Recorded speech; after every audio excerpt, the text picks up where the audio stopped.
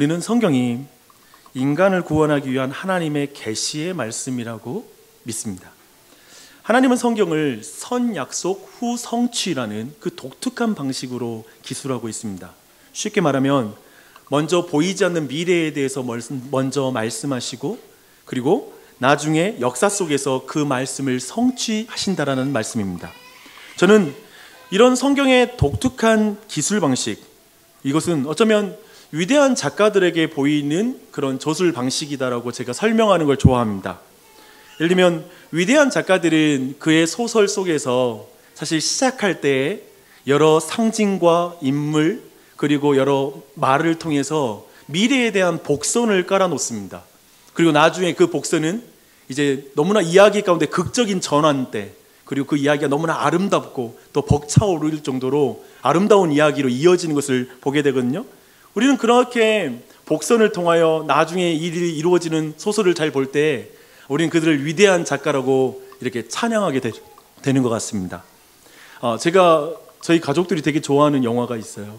그 마블 시리즈라고, 되게 이젠 인피니티 워, 어벤져스 시리즈, 막 이렇게 헐크 시리즈 이런 것을 만드는 회사입니다. 그런데 거기를 보면, 저는 그 유튜브에서 클립을 보면 이번에 인피니티 워가 어떻게 진행될 거야, 엔드게임이 어떻게 진행될 거야 라는 걸 과거에 헐크 영화라든지 다른 영화에서 그 이미 깔아진 복선을 드는 거예요. 그런 거 보면 야, 정말 작가들이 놀랍다, 영화 작가들이 얼마나 놀라운가, 이런 생각을 하게 됩니다. 그런데 동일하게 이런 탄성이 성경을 볼 때에도 우리에게 있다라는 것입니다. 예를 들면 구약의 시작인 창세기 3장 15절에 보면요, 여자의 후손을 통해서 나중에 뱀의 머리가 깨어질 것이다, 즉 사단의 세력이 깨어질 것이다 라는 것을 약속하고 있습니다. 그런데 이 여자의 후손은 누구인가요? 우리는 동정녀에게서 태어나는 예수 그리스도가 나중에 이 여자의 후손이라는 걸 알고 있습니다. 그런데 우리는 구약의 모든 장면에서, 그런 면에서 우리는 예수 그리스도의 어떤 그 그림자, 그리고 예수 그리스도를 구약의 모든 장면에서 우리는 만날 수 있습니다.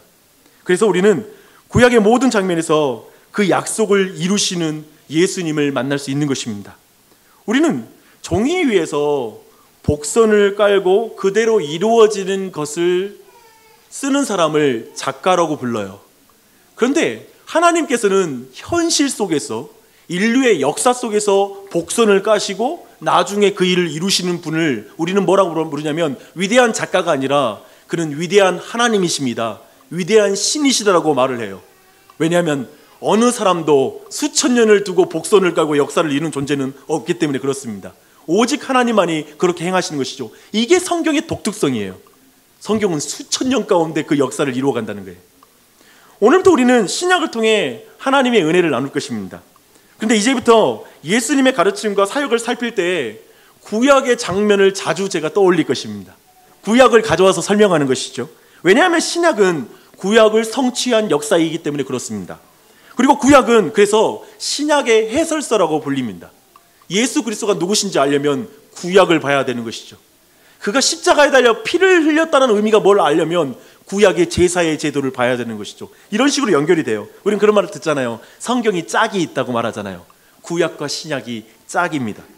이렇게 구약과 신약은 분리된 책이 아니라 예수 그리스도 안에서 하나인 책입니다. 이걸 우리가 먼저 보는 게 굉장히 중요해요. 그 증거가 뭐냐고요?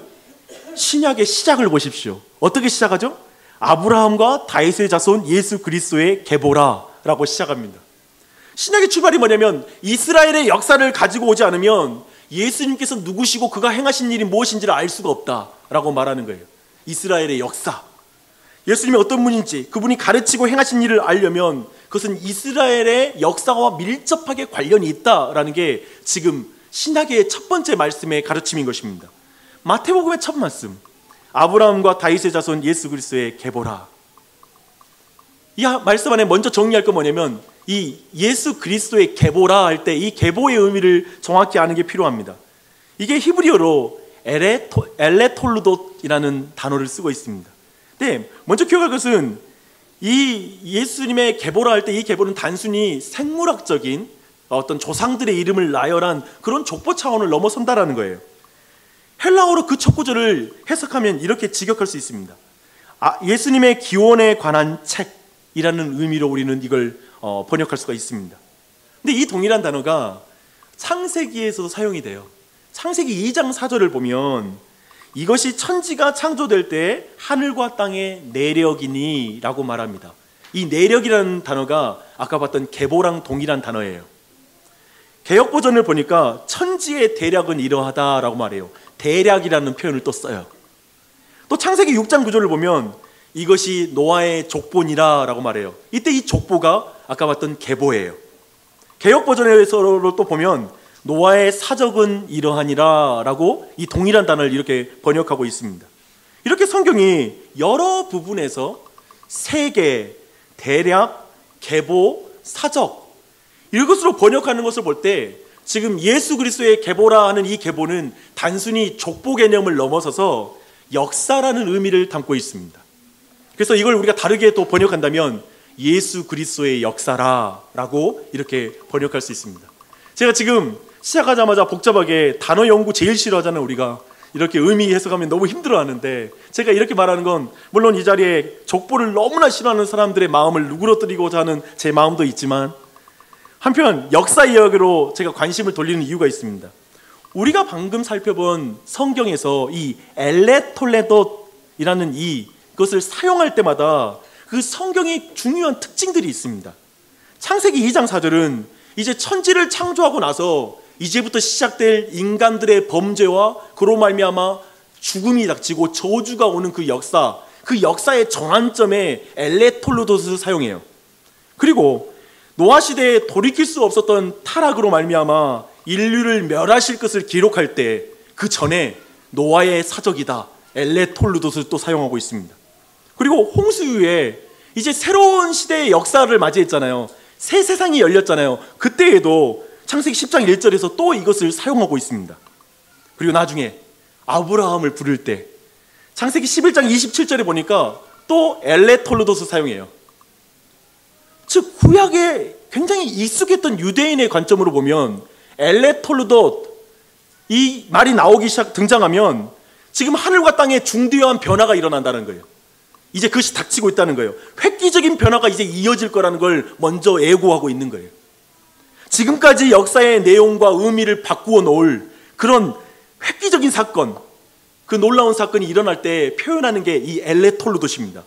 그런 의미에서 마태복음 지금 시작부터 지금 이제 오시는 아브라함과 다윗의 전 예수 그리스도는 너무나 모든 전환을 가져오신 분이라는 걸 먼저 말해주는 거예요. 그래서 시작부터 이렇게 말하는 거예요. 아브라함과 다윗의 자손 예수 그리스도는 하늘과 땅에 중대한 변화를 가져오신 분이십니다. 그는 아브라함과 다윗의 자손인 이스라엘의 역사의 내용과 의미를 바꾸어 놓을 분이십니다. 예수님은 창세로부터 이어져 온 하늘과 땅의 역사, 인류의 역사에 중대한 변화를 가져오는 존재입니다 라는 걸 지금 신약의 시작에 그걸 선언하고 시작하는 것입니다. 그러니까 이제 우리 마음 가운데 어떤 변화가 일어날지 라는 걸 긴장 가운데 봐야 되죠. 그런 의미에서 가스펠 프로젝트 1권의 제목이 뭐냐면 위대한 시작이라는 책 제목을 넣었습니다. 맞죠? 위대한 시작입니다. 주 안에서 사랑하는 여러분, 이 자리에는 아직 예수님을 주와 구주로 모셔드리지 않은 사람도 있을 것입니다. 저는 여러분에게 마태의 목소리를 좀 들려주고 싶어요. 오늘 말씀과 신약의 말씀을 나누는 과정에서 저는 여러분의 인생에 중대한 역사적 전환이 있길 바랍니다. 여러분의 인생에 변화가 일어났으면 좋겠어요. 여러분의 인생에 엘레톨로도시 써졌으면 좋겠어요.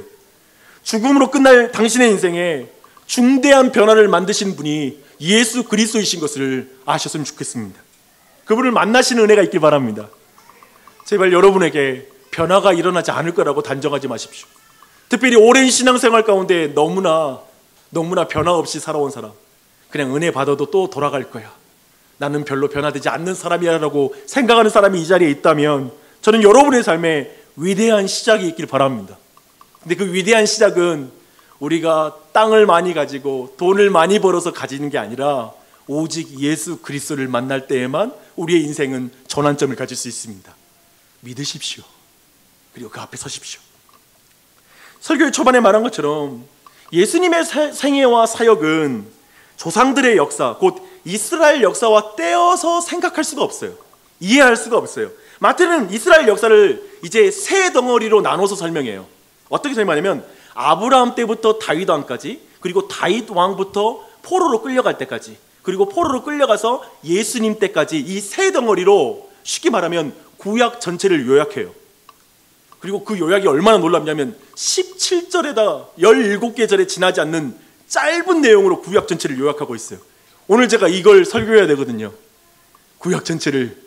지금 마태는 더 짧게 요약했고 그걸 조금 더 제가 설명하여서 오늘 나눌 것입니다. 근데 그 족보 안에서 단순히 족보만 나열하는 게 아니라, 이름을 나열하는 게 아니라 그 안에다가 하늘과 땅의 역사의 전환점을 만드신 예수 그리스도는 누구인지, 그리고 그분이 어떤 일을 행하실 것인지에 대한 내용을 그 말씀 안에 다 담고 있어요. 제가 설명해 드릴게요. 정말 놀랍습니다. 아마도 그 내용의 대략을 살펴본 것만으로도 우리에게는 찬양이 흘러나올 거예요. 한번 보시게요. 아브라함과 다윗은 사실 이스라엘 역사를 대표합니다. 우선 특별히 아브라함은 이스라엘 역사의 시작이에요. 근데 그 아브라함의 시작을 한번 생각해 보십시다. 그 역사의 시작은 아브라함의 특별함이 아니에요. 오직 하나님께서 갈대아 땅, 즉 바벨론 땅에서 우상을 숭배하고 있던 그 아브라함 가문에게 찾아오셔서 그 아브라함에게 놀라운 약속을 하심으로 그의 역사가 시작됩니다. 이스라엘의 민족이라는 게 시작됩니다. 그때 이 말씀하시죠. 내가 너로 큰 민족을 이루게 하겠고 또한 너로 복의 근원이 되게 하여 땅의 모든 족속이 너를 인하여 복을 받게 하리라. 이 일은 역사적으로 획기적인 변화예요.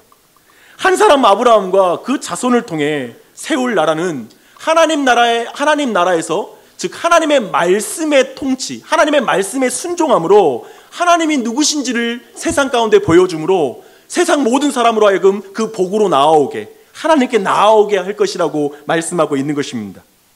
그래서 여러분, 이 약속, 아브라함 하면 뭐가 생각나야 되냐면 아브라함의 언약이 생각나야 돼요.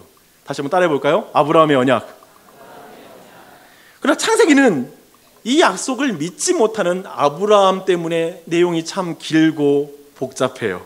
보십시오. 그는 이 약속을 믿지 못하고 하갈에게서 이스마엘을 낳았습니다.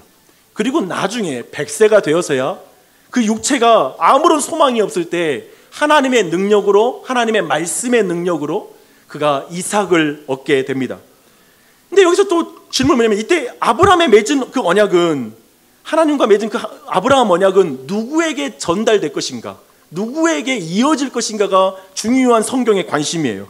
그때 우리가 아는 것처럼 약속으로 낳은 이삭에게 이어집니다. 그리고 이삭의 이야기가 이어져요. 이삭은 이제 처음 아이를 갖자 쌍둥이 아이를 갖게 돼요. 우리가 아는 것처럼 에서와 그리고 야곱입니다. 근데 아브라함과 맺은 언약이 누구에게 이어지죠? 장자였던 에서가 아니라 그 차자였던, 둘째 아들이었던 야곱에게 그 약속이 이어집니다. 근데 그 약속, 하나님이 그 야곱을 선택한 자리가 어디이죠? 바로 모태에 있을 때 그 선택이 이루어지는 걸 볼 수 있습니다. 그리고 나서 이제 그 야곱이 이스라엘이라는 민족이라는 이름을 얻게 돼요. 이것이 창세기의 내용의 대략이에요. 근데 이 창세기의 핵심 메시지가 뭐죠? 그 메시지는 하나님의 약속은 사람들의 인간적인 노력을 통해서 이루어지는 게 아니다. 하나님의 능력으로 이루어진다. 이게 창세기의 내용이에요. 그리고 사람의 조건이 아니라 하나님의 선택을 통하여 하나님의 언약은 이어진다. 언약은 이루어진다라는 게 창세기의 중요한 내용입니다. 그 야곱의 이름이 나중에 이스라엘로 바뀌어요. 그래서 이런 역사적 맥락을 따라서 이 이스라엘이라는 이름을 우리가 의미를 정의하면 이런 정의가 됩니다. 하나님께서 무조건적인 사랑으로 선택하사 아브라함의 복된 약속을 유업으로 받게 하신 자. 이게 이스라엘이라는 이름의 뜻이에요. 역사적인 의미에서. 그렇죠? 여러분이 그거예요. 여러분이 하나님께서 무조건적인 사랑으로 선택한 자인 줄 믿습니다. 그래서 아브라함의 복을 나누도록, 그 복을 받고 유업을 잇도록 하나님께서 선택한 자가 여러분입니다. 동일해요. 여기까지가 창세기의 내용입니다. 이렇게 2절에서 주목할 것은 하나님께서 아브라함과 맺은 언약이고, 그리고 하나님의 계획이 하나님의 말씀대로 분명히 이어지고 있다는 거예요. 이게 창세기의 전체 내용이에요. 근데 우리는 야곱이 12아들을 낳는 것을 보게 되죠. 근데 마태복음은 좀 독특하게 기록하고 있어요. 유다와 그 형제들이라고 말하고 있어요. 지금 유다를 부각시키는 거예요. 유다가 특별한 자질이 있기 때문에 부각시키는 것일까요? 그는 첫째 아들이 아니에요. 근데 그를 부각시켜요. 왜냐하면 그가 다윗의 조상이기 때문에 그렇습니다. 그렇기 때문에 유다를 부각시키는 거예요. 유다 때 이스라엘은 요셉을 통해서 애굽에 들어가게 됩니다. 그리고 이렇게 마태는 이제 출애굽기를 요약하고 있거든요. 애굽에서 하나님은 아브라함과 맺으신 그 언약을 그대로 이루세요. 그 백성을 모래와 같이 많게 하세요. 그걸 먼저 성취하세요. 그리고 모세를 통해 그 백성들을 애굽에서 건져내십니다. 그리고 여호수아를 통해 우여곡절 끝에 가나안 땅에 들어가게 됩니다. 큰 민족이 되게 하겠다는 아브라함의 약속, 그리고 또 하나의 약속이 이루어진 거예요. 그 땅, 가나안 땅을 너에게 주겠다라고 했던 아브라함의 약속이 이루어진 거예요. 이것이 굉장히 신학적으로 중요해요. 아브라함 언약이 성취되었다라는 것. 그런데 민족과 땅이 다 갖춰져서 나라가 세워질 수 있는 모든 조건은 갖췄어요. 근데 주목하십시오. 아브라함과 맺은 언약도 성취됐어요. 근데 뭐가 문제예요? 지도자가 문제예요. 사사들을 세워놨는데 그들이 타락하여서 이스라엘을 완전히 와해할 지경 가운데, 붕괴될 지경에 이르는 거예요.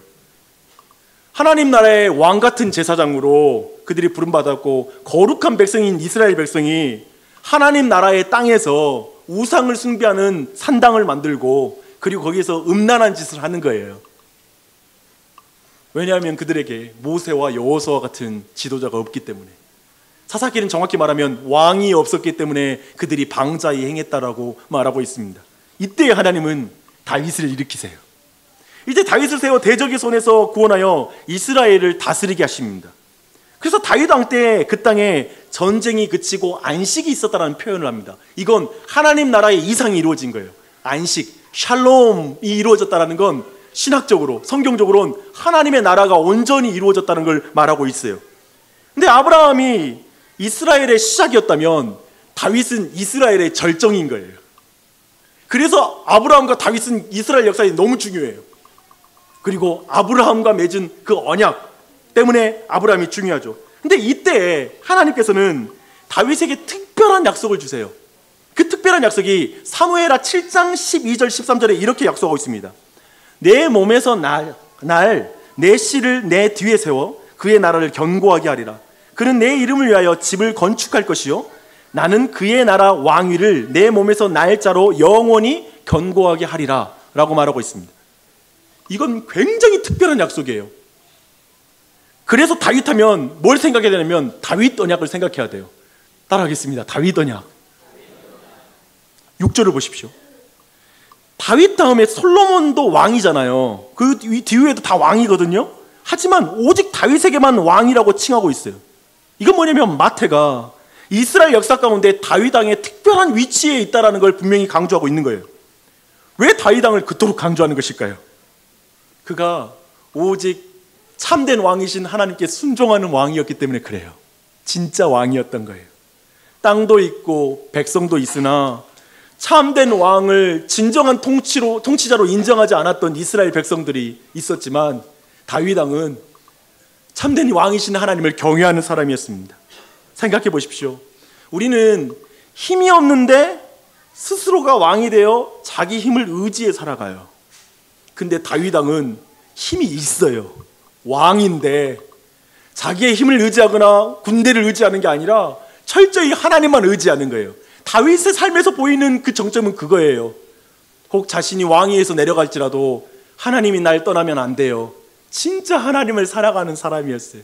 하나님만이 왕이라고 인정하는 사람이었어요. 저는 여러분에게 그런 은혜가 있길 바랍니다.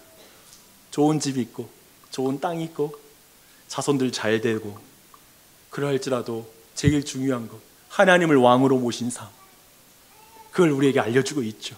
그것이 바로 다윗의 삶이었어요. 그래서 기독교 신앙에서 제일 중요한 게 뭔지 아세요? 기도요, 그리고 순종이에요. 이 이상이 없어요. 다윗이 그러한 길을 걸었던 것이죠. 그런데 우리는 이 약속을 의심하게 만드는 이스라엘의 역사를 보게 돼요. 마태는 다윗이 우리아의 아내에게서 솔로몬을 낳았다라고 표현하고 있어요. 전부 다 이렇게 표현한 적 없거든요. 누가 누구를 낳았고라 했지 우리아의 아내, 밧세바라는 이름도 사용 안 해요. 우리아의 아내라는 말을 사용하므로 다윗이 얼마나 비열하게 자신의 시아나의 아내를 빼앗아서 얻었는지 그 죄를 부각시키고 있는 거예요. 지금 뭔가 다윗을 통해서 후손에 이어지고 그 언약이 이어진다고 했는데 뭔가 처음부터 깨지고 있는, 다윗 본인에게서 깨어지고 있는 모습을 성경은 의도적으로 그리고 있어요. 그리고 솔로몬은 말년에 타락해서 우상을 숭배해요. 그래서 솔로몬의 아들 르호보암 때 그 나라는 두 쪽이 나요. 북이스라엘과 남유다로 나눠지게 됩니다. 그리고 그 이후의 왕들은 그러면 어땠는가? 다윗의 자손들은 어땠는가 보면 그들은 죄를 떠나기는커녕 죄를 더하는 삶을 살게 돼요. 결국 북이스라엘은 아수르에게 멸망당하고 남유다는 바벨론에 의해서 패망하게 됩니다. 그리고 하나님의 백성들은 아브라함이 부름받아 떠나왔던 바벨론 땅으로 다시 포로로 끌려가요. 어때요? 성경이 굉장히 재밌지 않아요? 해학적이에요.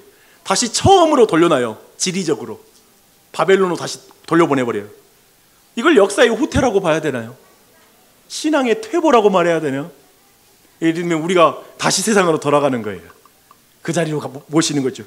이렇게 다윗 왕조는 끝장이 나요. 그 뒤로 다시는 다윗 왕조에서 왕이 등극하지 않아요. 그렇다면 내 몸의 날짜로 영원히 내 위에 앉게 하리라는 그 다윗과 맺은 하나님의 언약은 깨어진 것입니까? 취소된 것입니까? 아니면 이게 어떻게 된 것이죠? 라는 이 질문이 포로기에 있었던 그 백성들에게 계속 남아있던 질문이에요.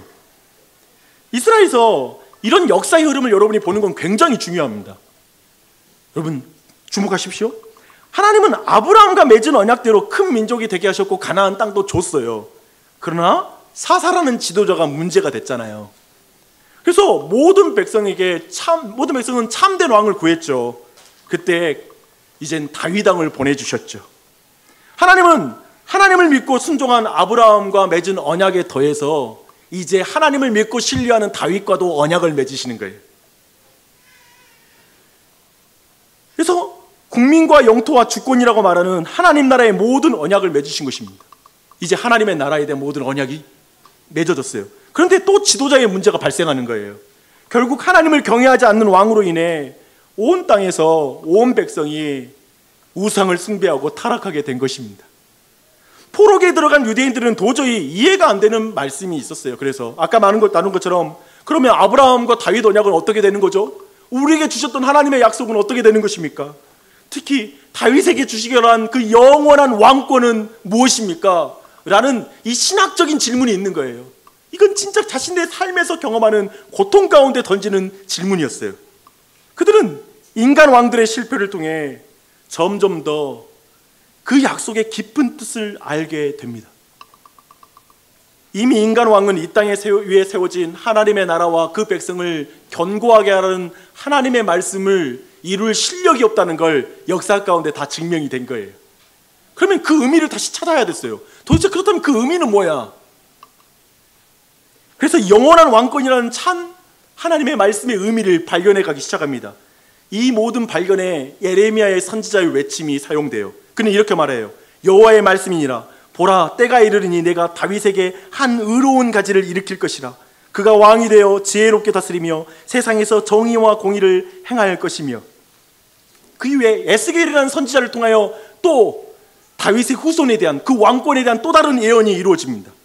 내 종 다윗을 통하여 다윗이 그들의 왕이 되리니 그들 모두에게 한 목자가 있을 것이라 라고 말하며 그들을 흩어졌던 땅에서 다시 불러 주님의 땅으로 인도할 거라고 말씀하고 있습니다.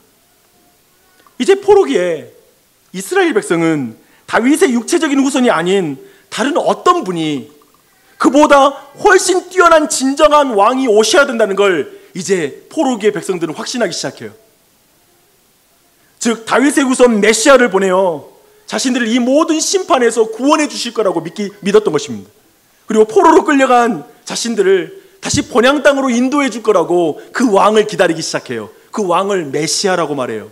신약에서는 그리스도예요. 그래서 다윗의 혈통인 스룹바벨이 1차 귀환을 할 때 사람들은 그가 메시아가 아닌가라고 기대했어요. 그러나 우리는 지난주에 말라기 말씀을 통해 그 마지막을 확인했습니다.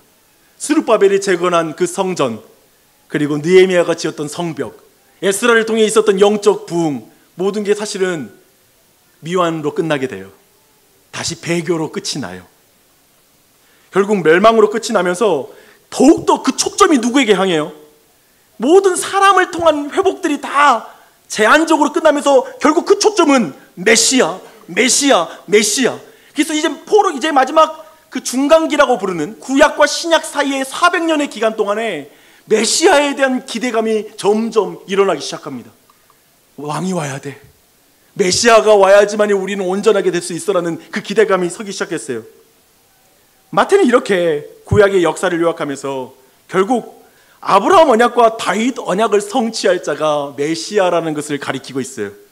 그래서 17절 말씀이 아주 중요해요.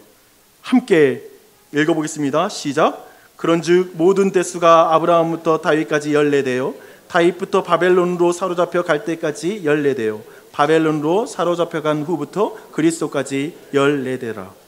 세면 주면 역사 구분을 세 등분한 거고 그 모든 대수를 14대라는 것에 굉장히 집중해요. 14.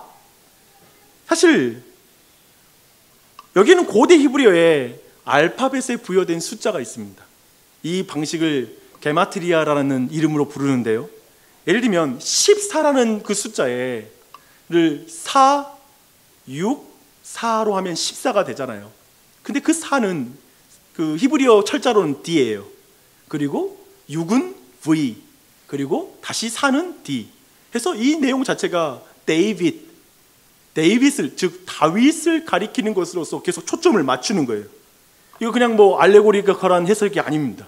이스라엘의 유대인들의 전통적인 숫자 해석 방법입니다. 근데 더욱더 여기서 말하는 거 뭐냐면 아브라함과 다윗의 자손을 말할 때 이런 역사적 시간, 곧 14대, 14대, 14대를 맞춰 드디어 아브라함의 언약과 다윗의 언약을 성취할 그분이 태어나셨다. 이때 드디어 때가 이르렀다라고 말하고 예수 그리스도가 오심을 우리에게 말해주고 있는 것입니다. 그런데 예수님이 다윗과 같은 인간일 뿐이라면 어떻게 영원한 왕권을 가질 수 있겠어요? 뭐가 다를까요? 예수 그리스도는 16절에 답이 있어요. 보면 야곱은 마리아의 남편 요셉을 낳았으니 마리아에게서 그리스도라 칭하는 예수가 나시니라. 이제까지 어떻게 기술된지 아시죠? 아버지가 아들을 낳았다고 표현하거든요. 남자가 아들을 낳았다고 표현해요. 근데 여기에서만 마리아에게서 그리스도라 칭하는 예수가 나니라고 말하고 있습니다. 마태복음 지금 두 가지를 강조하는 거예요. 먼저는 예수님이 법적으로 다윗의 자손으로 태어났다라는 걸 강조하는 거예요. 그래서 누가복음에서도 이제 동정녀 탄생을 믿지 못하는 마리아에게 가브리엘 천사가 이렇게 말해요. 그가 큰 자가 되고 지극히 높으신 이의 아들이라 일컬어질 것이요 주 하나님께서 그 조상 다윗의 왕위를 그에게 주시리니, 다윗의 왕위를 주시리니 라고 말하고 있습니다. 이게 첫 번째 중요한 지금 마태복음의 가르침입니다. 그리고 마태는 매우 분명하게 다윗의 자손이나 그런 요셉이 마리아와 성적인 관계를 통해서 태어난 사람이 아니다 라는 걸 강조해서 말하고 있습니다. 여자의 후손이라는 거예요. 참으로 창세기 3장 15절에서 이미 복선을 깔아놨잖아요. 인간의 최초의 아담의 범죄 때 그를 구원하는 길로 여자의 후손이 그로부터 구원할 거라는 그 약속을 지금 그 일을 성취하는 걸 보여주고 있는 것입니다. 마태복음은 예수님만이 사람의 몸으로 오신 참된 왕 메시아라고 우리에게 말씀하고 있습니다. 죄인이 아닌 거룩한 메시아만이 사탄의 머리를 깨뜨리고 우리를 죄로부터 구원할 수 있기 때문에 그렇습니다. 죽음에 갇힌 인간이 어떻게 다른 사람을 죽음에서 건져낼 수 있겠습니까? 그런 쯤에 그분은 온전한 인간이시고 온전한 하나님이신 것입니다. 온전한 인간으로서 우리를 대신해서 죽을 수 있는 존재가 되셨고, 그리고 그 죽음이 모든 사람을 대속해 줄 수 있는 능력을 위해 그분은 온전한 하나님이셨습니다. 지금 마태복음 이 말씀은 우리에게 이 사실을 알려주고 있어요. 진정한 왕이 없어서 무너진 마음, 그렇잖아요. 거짓 왕을 섬기기에 더럽혀진 마음, 그래서 무너진 예배와 공동체를 세우기 위해 영원한 왕이신 예수 그리스도께서 사람의 몸으로 이 땅에 오셨습니다. 이것이 마태복음의 복음입니다. 참으로 다윗의 자손으로 오신 왕이신 예수님은 이제 뭘 이루시냐면요, 아브라함의 언약을 이루시고요, 다윗의 언약을 이루실 거예요. 아브라함의 자손을 통하여 만민에게 복을 흘리겠다는 그 계획이 어떻게 성취되는지 우리는 잘 알고 있어요. 어떻게 이방인이 하나님의 백성이 될 수 있어요? 어떻게 죽을 수밖에 없는 죄인이 다시 살아날 수 있어요? 우리는 그 일이 왕이신 예수님께서 십자가에 달려 죽으심으로 이루어진다는 걸 잘 알고 있습니다. 근데 예수님의 계보를 보니까요, 매우 특이한 점이 있어요. 이게 또 그와 관련이 있어요. 그 뭐냐면 5명의 여인들의 이름을 기록하고 있다는 거예요. 근데 예수님의 모친인 마리아를 빼고 모두가 이방인이에요. 공통점이 있어요. 모두가 이방인이에요. 그리고 모두가 유다 지파와 다윗 가문의 치욕적인 수치스러운 역사와 관련이 있는 사람들이에요. 다말은 유다의 며느리였지만 창기를 가장하여 시부와 불륜하여 아이를 낳는 폐륜녀였어요. 여리고성 라합이라는 여인도 창기였어요. 예수님의 족보에 왜 이렇게 창기가 많습니까? 밧세바는 본래 다윗의 충실한 신하이자 하나님을 경외하는 햇사람 우리아의 아내였어요. 근데 다윗의 모략으로 남편을 잃고 왕비가 된 불행한 여인이기도 해요. 얼마나 불행해요. 룻은 유다 지파 베들레헴 사람인 엘리멜렉이 고향 버리고 신앙 버리고 모압 땅에 가서 자식들과 결혼시켰는데 자식들 다 죽고 자신도 다 죽어서 괜히 다른 민족만 고통스럽게 만든, 그냥 과부로 만든 여인이기도 했어요. 하지만 그 여인이 베들레헴으로 돌아와요. 그렇게 이스라엘에 들어올 수 없는 이방인, 부정한 여인들이 바로 그 여인들의 공통점이에요.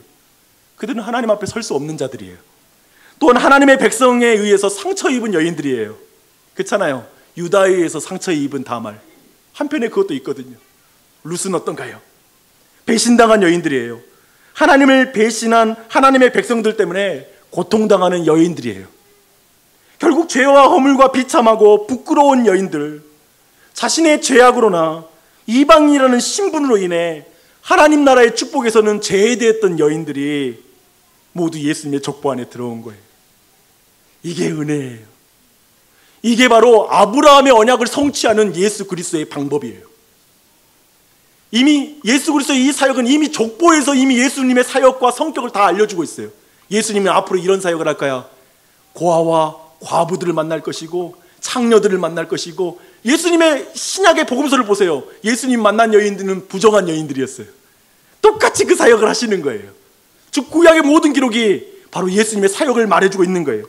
바로 이것이 마태복음 1장 1절로 17절에서 말하는 예수님의 사역입니다. 그 여인들이 이미 구약에서 예수님의 족보 안에 들어오는 은혜를 받은 것입니다. 구원받은 거예요. 그래서 장차 그리스도가 오셔서 하실 일을 미리 보여주신 것입니다. 구약에서 아브라함의 언약이 이루어진 것을 맛보았을 뿐만 아니라 장차 예수님을 통해서 이루어질 아브라함의 언약을 미리 보여준 것입니다. 우리 모두가 바로 그 동일한 은혜에 참여하고 있는 줄 믿습니다. 하나님은 사람을 하나님으로 왕으로 인정함으로 말미암아, 즉 하나님의 말씀의 통치를 받음으로 말미암아 생명을 얻고 풍성히 살도록 번성하도록 에덴 동산에서 사람을 지었어요. 그래서 우리는 하나님을 왕으로 인정하면 행복하게 살 수 있는 것이죠. 그게 인류의 역사였어요. 그리고 우리를 왕 같은 제사장으로 부르셨어요. 파트너로 불렀어요. 그래서 하나님의 뜻을 수행할 수 있도록. 그래서 우리를 통해 복이 온 땅에 흘러가도록 온 세상을 지으셨어요. 그리고 이스라엘 백성에게는 가나안 땅도 다 주셨어요. 민족도 번성하게 해주셨어요. 그런데 하나님의 백성은 하나님의 말씀을 믿지 못하고 스스로 왕이 되어 사는 거예요. 사랑하는 여러분, 자신을 돌아보십시오. 여러분 자신이 스스로 죄를 범한 자일 수 있습니다. 하나님 나라에 땅만 있으면 되는 것처럼, 내 자식들만 잘 되면 되는 것처럼, 그리고 나서는 하나님을 왕으로 모시고 그 통치를 받는 것에서는 관심이 없었을 수 있어요. 정체성을 잃은 그리스도인일 수 있습니다. 그래서 어쩌면 유다처럼 거짓 약속을 하고 저 다말을 속일 수 있습니다. 누군가에게 상처를 주는 삶을 살았을 수 있어요. 아비멜렉처럼, 엘리멜렉처럼 하나님의 땅 떠나서 세상으로 가서 더 잘 살아보겠다고 나아갈 수 있는 그 자리도 있었을 것입니다. 다윗처럼 자신의 힘을 가지고 너무나 사랑스러운 사람을 더 고통스럽게 만들고 그 가정을 깨뜨리는 인생이 될 수도 있을 거예요. 어쩌면 반대로 여러분이 어떤 피해자일 수 있어요. 이기적인 그리스도인도 여러분이 있을 수 있어요. 아브라함 언약과 상관없이 나만을 위한 복을 받기를 추구하고 스스로 왕이 되어 살아가는 모습으로 결국 요약될 수 있어요. 아무래도 이 자리에 우리 대부분은 아브라함의 언약과 다윗의 언약을 제대로 지킨 사람이 이 자리에 없을 것 같아요. 그런 우리를 위해 오랜 약속을 이루실 분이 오셨습니다. 나는 그분의 약속을 깨뜨렸지만, 아브라함의 언약, 다윗의 언약을 잊어버렸지만 그 오랜 약속을 기억하고 이 땅에 오신 분이 계십니다. 그는 우리를 위해 오신 왕으로 오셨어요. 왕이 인간의 모습으로 오셨습니다. 아기의 모습으로 오셨습니다. 그리고 그 왕이 우리를 위해 십자가에 달려 죽으셨습니다. 그 십자가는 왕의 십자가예요. 아브라함과 다윗의 자손 예수 그리스도, 메시아의 십자가예요. 사랑하는 여러분, 그 예수 그리스도, 그분을 붙잡고 다시 아브라함의 언약을 이루는 삶으로, 그리고 다윗 언약에 속한 백성으로 신실하게 살아가십시오. 그 은혜가 우리 모두에게 넘치기를 바랍니다.